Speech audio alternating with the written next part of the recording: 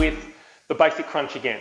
Now, as we covered in a previous lesson, I have a crunch that I call Reach for the Sky, and it has a couple of goals. One is to minimize the use of the hip flexors and to maximize the contraction through your core in the right way. So let me quickly demonstrate that again, and this will form one of the sort of core exercises we'll use throughout your program.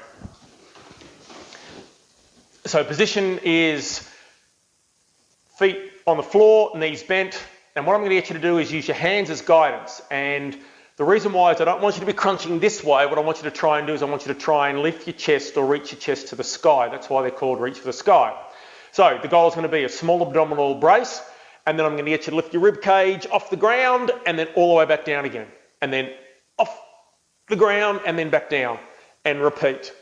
So again, what we're not trying to do is we're not trying to do this. So if you see your hands start heading towards your knees, it means you're starting to curl too much this way.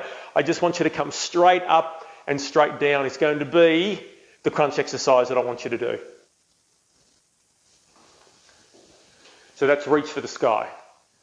All right, so how do we go about now modifying a Reach for the Sky crunch?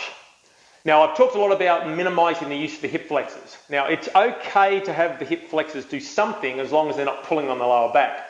And so a couple of variations that you can do to a Reach for the Sky involves using one or both of your legs. And again, let me demonstrate. So your start position is going to be the same as the Reach for the Sky exercise. What I'm going to get you to do this time, though, is I'm going to get you to lift one leg up. Now, if you can have a straight leg, that's great. I'm just not flexible enough to do that. But what I want you to do from here now is keeping your leg up. I want you now to try and crunch just like you Reach for the Sky, but keeping your leg up. Now, what's great about this exercise is that the process of having to keep your leg up and contracting your abs and trying to do your Reach for the Sky crunch is really a double whammy on your core. So it's actually quite a challenging exercise to do. And then you can then place the leg down, bring the other leg up, and then repeat the process. Reach for the sky with one leg in the air.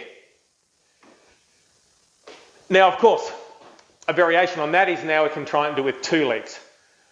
Let me demonstrate. So your start position's here, like this. Again, the challenge, it's just challenging enough, particularly if you're tight through your hamstrings. It's quite a challenge just to actually keep your feet up in this position, pointing to the sky. Now I try and do my crunch position at the same time. And if you can, you see if you can actually touch your toes. But again, see what I'm doing? I'm doing a Reach for the Sky crunch. The only difference is instead of having my toes or feet on the ground, I've got them up. Now what you shouldn't do is as you reach, you shouldn't let your legs drop down because that massively activates your hip flexors. So by having the process of just holding your legs up is very challenging in itself.